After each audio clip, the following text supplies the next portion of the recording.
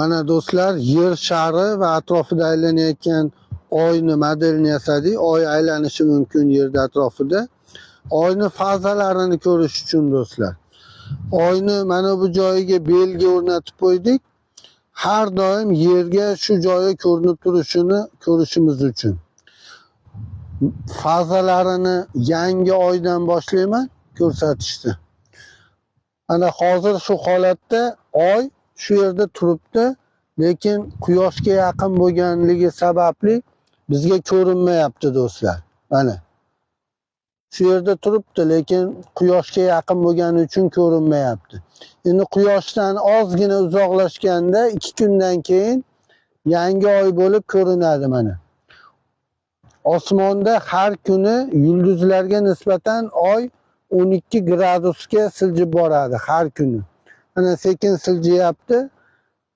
Yarim oy bo'ldi. Belgisiga ahamiyat beringlar, har doim bizga qarab turibdi. Yarim oy bo'ldi. Yana kunlar o'tyapti. Taxminan 15 kundan keyin to'lin oy bo'lib qoldi. Belgisi yana bizga qarab turibdi. Faqat o'sha tomonini ko'ryapmiz xolos.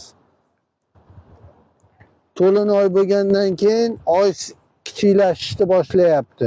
O'ng tomondan mana kichiklashishni boshlayapti.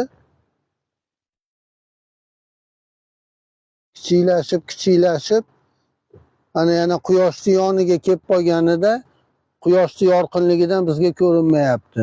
Shu yana yangi oy boshlangani bo'ladi.